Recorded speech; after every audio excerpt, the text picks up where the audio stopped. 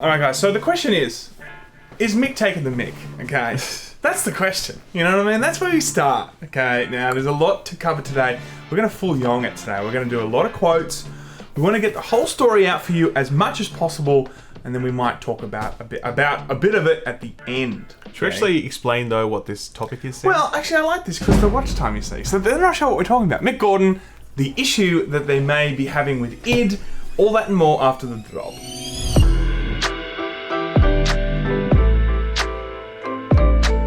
So, in case you hadn't heard, it was just over a week ago, actually, a little bit more than that now, there was a very some public statements from Mick Gordon, who is the composer for the two most recent Doom games. And he was commenting on the recently released Doom Eternal OST. The Doom 2016 OST, absolute perfection, beautiful. Totally. Wonderful, amazing soundtrack, and he sort of mixed and mastered that himself. It was released about 5 months after the release of the original game. This one came out about a month after the release of the game as part of the collector's edition, okay? When it arrived, people were like, this doesn't sound right, because basically the mixing and mastering was really low quality compared to what they had seen before. Mick went on Twitter and he basically had a few comments distancing himself from that product, saying, those tracks there, I didn't mix those tracks, wouldn't have done it like that. I mixed these, and these tracks. You can compare them and see how I would do it, you know? There was also a Facebook post, or a Facebook message with someone else, where someone asked, will you be doing the next Doom soundtrack? And then Mick said, doubt we'll be working together again. And there's a lot of, that was all speculation in terms of, was this Mick, was it not Mick? But one thing was for sure, it got a lot of people questioning what was going on with it and what happened with this, you know, because we did see 2016 Masterpiece, and it also, there was no mixing issues that I can remember at least. Everyone was like, this is good. So a lot of people jumped to the conclusion that maybe id was cheapening out, or Bethesda bad. Yeah. I mean, you know? that was the thing, because we covered this story and the entire internet was like, Bethesda bad! Yeah. And we are the kings of Bethesda bad. Yeah. But even we were like, we don't know yet. We're like, let's wait and see how this actually plays out, because we don't have enough information yet to say definitively whether or not Bethesda bad. It's usually okay to say that 98% of the time. We want them to be bad. We want them to be bad, but maybe this is one of the times where they weren't. And it turns out maybe they weren't. Certainly, at least according to this open letter from the executive producer of Doom Eternal, Marty Stratton. He has done a very, very lengthy post on Reddit. It's very long. We're going to go through the major beats of it here. There will be some reading out in this episode because we want to kind of give, cover this properly. It will be a bit dry, but we'll also do some summation as well so it doesn't take too long. But it's a very, very detailed piece that really focuses on transparency, because he makes the point that they have a very transparent relationship with their fans, and this was important. So here's how he starts. Over the past couple of weeks, I've seen a lot of discussion centered around the release of Doom Eternal original game soundtrack OST. While many fans like the OST, there is speculation and criticism around the fact that the game's talent and popular composer, Mick Gordon, edited and mixed only 12 of the 59 tracks on the OST, the remainder being edited by our lead audio engineer here at id. Some have suggested that we've been careless with or disrespectful of the game music. Others have speculated that Mick wasn't given the time or creative freedom to deliver something different or better. The fact is, none of this is true. Ooh, okay. That's already a great open. That's like, if you know anything about how to write, you know that's sort of like that little drop at the beginning before you get into your big first act. You know what I mean? Like, so this was it, man. This is magnifique. Well done, Marty. You really set this up perfectly. We're hooked, man. Let's go. It's a page turner already, you know? What has become unacceptable to me are the direct and personal attacks on our lead audio designer, particularly considering his outstanding contributions to the game, as well as the damage this mischaracterization is doing to the many talented people who have contributed to the game and continue to support it. I feel like it is my responsibility to respond on their behalf. We've enjoyed an amazingly open and honest relationship with our fans, so given your passion on this topic and the depth of misunderstanding, I'm compelled to present the entire story. And Marty, look, Ralph's done an interview with Marty. The community knows Marty in general. He's definitely earned his stripes with the community. For sure. To not, I believe, go out and have to set the record straight unless it was absolutely necessary. Yeah, like they're real straight shooters at id. They've always been totally down to earth and just always community first. Like, they're just, they're a real model for how developers should be. And so, yeah, for Marty to have to put out a statement like this obviously shows just like where this has got to and how much it's affecting people at the studio, and also how much respect they have for their fans. Like, being able to talk to them like adults and be like, well, look, here's the situation, rather than trying to like stage manage it all behind the scenes like most companies do. Like, I really respect that they're going out. Now, look, by the way, can I just say at the very start, this right now is what Marty's saying. We haven't heard from Mick with a definitive response. I'm sure the truth of this lies somewhere in the middle, okay? We're not going to go through this and be like, because this doesn't look good for Mick, right? We're not going to go through this and be like, Mick is such a dick, man, fuck Mick good. And no, like, obviously, if this is true, Mick has made some bad plays right here, but we'll come to that later. But my point is that we're not like jumping to conclusions and being like, exile Mick from video games, he's out, man. Not like that. Anyway, let's keep going with the news. Marty continues, when asked on social media about his future with Doom, Mick has replied, doubt we'll work together again. This was surprising, as we've never discussed ending our collaboration with him until now, but his statement does highlight a complicated relationship. This actually speaks to that Facebook message that went up a little while ago, and we ourselves were skeptical about whether or not this was real. It didn't seem real to me. Seems like it is real, or at least he'd think it's real. It seems like it's more real now than ever, because before it was like Mick at the top or whatever. Or was there even a name on the top? I'm not sure. There was. There was. So people were a lot of speculation, but I think this does now maybe give a bit more truth to it. He does go on to talk about the fact that Mick is extraordinarily talented, but he does say, talent aside, we have struggled to connect on some of the more production-related realities of development, while communication around those issues have eroded trust. For id, this has created an unsustainable pattern of project uncertainty and risk.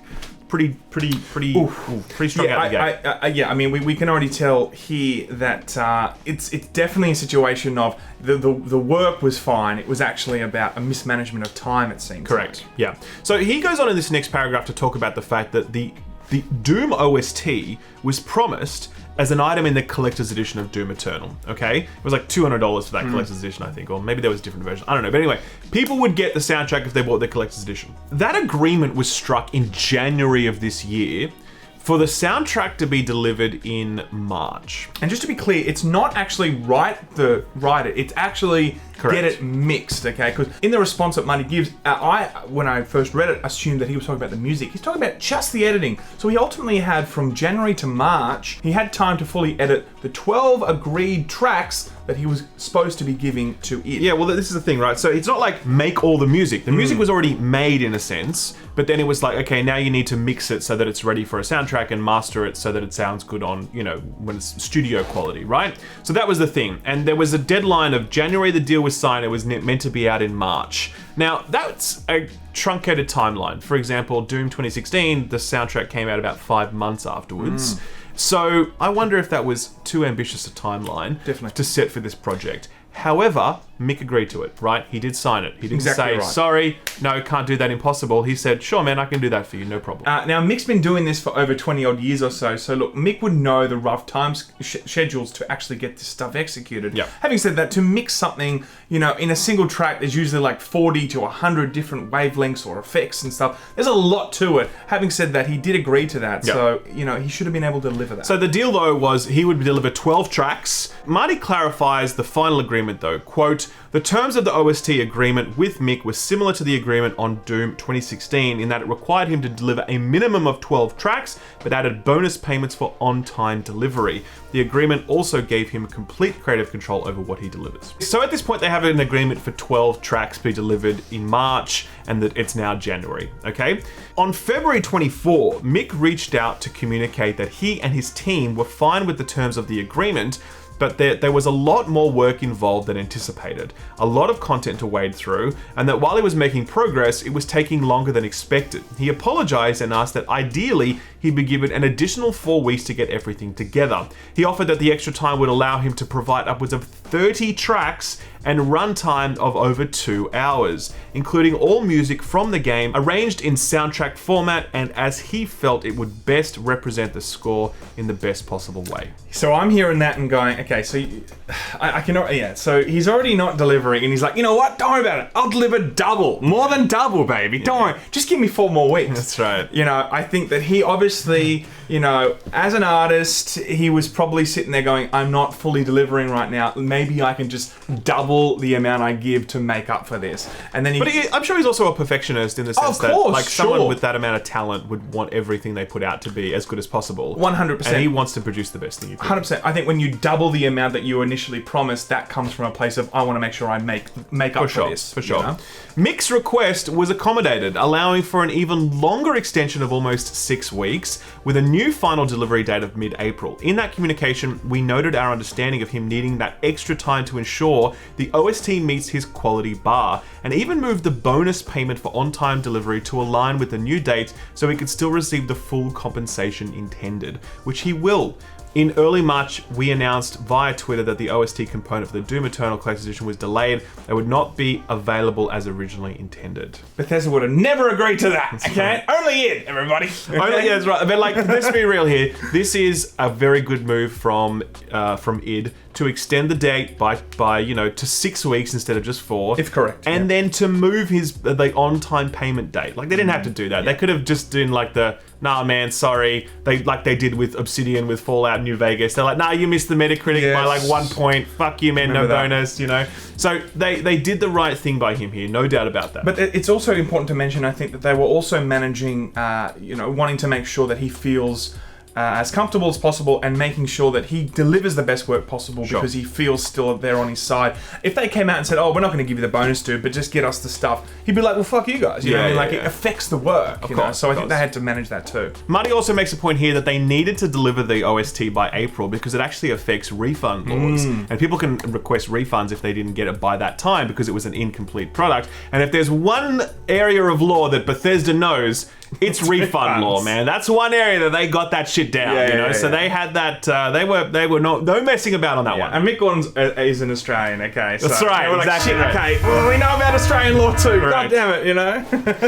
As we hit April, we grew increasingly concerned about Mick delivering the OST to us on time. I personally asked our lead audio designer at id, Chad. No last name, by the way. He's the Chad. Okay. He's actually does have a last name. It's Chad something. What is it? Let me look it up. I had it. Chad something. It's Chad Mossholder, but for the purposes of this article, it's just the Chad, okay? The Chad. So he asks the Chad to begin working on id versions of the tracks, a backup plan should Mick not be able to deliver on time. To complete this, Chad would need to take all of the music as Mick had delivered for the game, edit the pieces together into tracks, and arrange those tracks into a comprehensive OST. And he also goes on to explain that now, the Chad didn't actually have the original raw format of the audio files, so that was still with Mick. So Chad was actually working with almost like a compressed version of those. He was trying to do the best he could with the actual compressed tracks and edit them and mix them. Yeah. Marty has gone on to really, you know, explain that a lot of people are angry at the Chad for giving them, you know, a boiled down version, a compressed version. But that's what he had to work with. Correct. He didn't actually have the raw files. Yeah, so exactly right. He couldn't have done any better than he did, really, because it's not like he had, oh, I have access to that one specific instrument, I'll just turn that up. Like, he had all of it combined. Yeah. So that's why that quality isn't there. So Marty goes on, he says, in April, I sent an email to Mick reiterating the importance of hitting his extended contractual due date and outlined in detail the reasons we need to meet our commitments to our customers. I let him know that the Chad had started working on the backup tracks, but reiterated that our expectation and preference was to release what he delivered. Several days later, Mick suggested that he and Chad, working on the backup, combine what each had been working on to come up with a more comprehensive release. So this is a really important point because what it's saying here is that Mick was the one that suggested that Chad contribute some and that Mick contributes some. They work together on it, right? Later on, Mick would go on to distance himself from that other work and say he wouldn't have done it that way, but he was the one that talked about the fact that they should do it in this way. So that's why this matters. Especially when he was like, Darren, I'm going to give you double the amount of tracks. Sure. And then it seems like the moment he has any opportunity to kind of bring down the work, he's jumped on that opportunity. For sure, yeah. I mean, so this is where it starts to not look so great for Mick, basically. Yeah. The next day, Chad informed Mick that he was rebuilding tracks based on the chunk fragments mixed and delivered for the game. Mick replied that he personally was contracted for 12 tracks and suggested again that we use some of Chad's arrangements to fill out the soundtracks beyond the 12 songs. Mick asked Chad to send over what he'd done so he could package everything up and balance it all for delivery. As requested, Chad sent Mick everything he had done. I think it's important to point out that in this, again, he actually says, I'm only contractually obligated for 12. This is after Mick has said, don't worry guys, I'm going to give you upwards of 30 tracks. Yeah. So now he's really kind of forfeited his position back to the 12 tracks. Sure. So, okay, this is where it starts to really wind up. On the day the music was due from Mick, I asked what we could expect from him. Mick indicated that he was still finishing a number of things, but that it would be no less than 12 tracks and 60 minutes of music, and that it would come in late evening. The next morning, Mick informed us that he'd run into some issues with several tracks and that it would take additional time to finish, indicating he understood we were in a tight position for launching and asked how we'd like to proceed. We asked him to deliver the tracks he'd completed and then follow up with the remaining tracks as soon as possible. I mean, I feel this energy so much, man. This is just me back in university where, like, you know, I'm like, oh, I get my assignment to you late, and then they give you an extension, and you're like, oh, my printer broke, man. My printer, it's definitely I'll get it to you real soon, man. Just let me get some new ink cartridges. Yeah, you know? I think it's one thing to like give in some uni essay, like, you want to do well, and I think it's another when you're trying to add to your legacy, like this guy's doing, and I think maybe he could have. There's so many reasons why this could have happened, but it just becomes, as you see, it just increasingly becomes more strained for id. And you know, as you see now, id actually was really trying to do as much as possible for Mick. Now look, it gets worse unfortunately, because instead of delivering 30 tracks that he said he would, or 12 tracks that he was contracted to, he delivered 9 tracks. And they were the best 9 tracks ever. And they were the worst of the 9 tracks, because basically Marty said, quote, after listening to the 9 tracks he delivered, I wrote him that I didn't think those tracks would meet the expectations of Doom or Mick fans. There was only 1 track with the type of heavy combat music that people expected, and most of the others were ambient in nature. I asked for a call to discuss. Instead, he replied that the additional tracks he was trying to deliver were in fact the combat tracks, and that they were the most difficult to get right. He again suggested that if more heavy tracks were needed, Chad's tracks be used to flesh it out further. So not only did he not deliver the tracks, but he kind of just phoned in the 9. Look, at the end of the day, when we want a Doom soundtrack, we want fucking BFG, we want Rip and Tear, we want all the big shit, do you know what I mean? We're not there for little ambient tracks that just like while we're walking the hallways and we're doing the jumping puzzles. We're not there for that. We're there for the shit where we turn it up loud and drive down the street and people look at us thinking, what a fucking badass. Yeah. I wish that guy would invite me to his car. And my limited knowledge of music, okay, which is very limited, the ambient tracks would probably need a lot less mixing and editing, because you're really just trying to get a certain amount of things right, and then it will, and a lot of those notes will ride for quite a long time. Sure. So I don't know if it would be as hard as the hardcore rock tracks, but it's literally like getting the Resident Evil soundtrack, whatever, and just hearing like the ghostly shit, like, that's what you're getting, One bass drum. Yeah, that's it. And then you finally get the typewriter room. You're like, yes, that's what I wanted. So after this, Mick essentially delivers another 2 tracks. So now he's delivered 11 tracks. Yep. And then, quote, wished us luck in wrapping up, which that sounds a bit harsh. Yeah. I thanked him and let him know that we'd be happy to deliver his final track as a bonus later on, and reminded him of our plans for distribution of the OST first to Collector's Edition owners, then later on other distribution platforms. So again, we're seeing Marty and id like really trying to still get blood out of the stone. They're like, look, okay, well, thank you for the 9, and they're like, okay, thank you for the 2. Are we going to get to the actual original amount before we even talk about the 30 tracks? For sure. So it just seems like from what we've been told here, they've been extremely patient. So at this point, the soundtrack has been released to Collector's Edition owners. People notice that it's not great.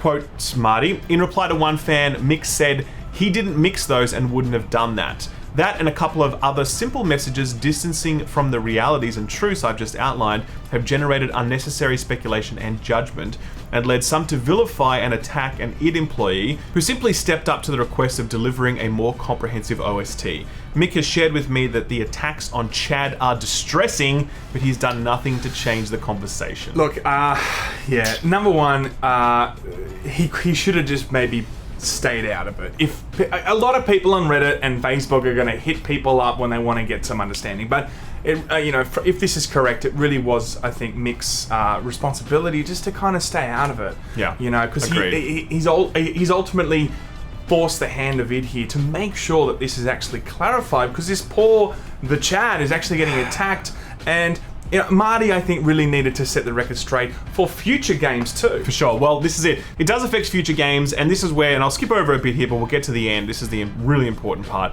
He says, if you've read all this, thank you for your time and attention. As for the immediate future, we are at the point of moving on and won't be working with Mick on the DLC we currently have in production. As I've mentioned, his music is incredible. He is a rare talent, and I hope he wins many awards for his contribution to Doom Eternal at the end of the year.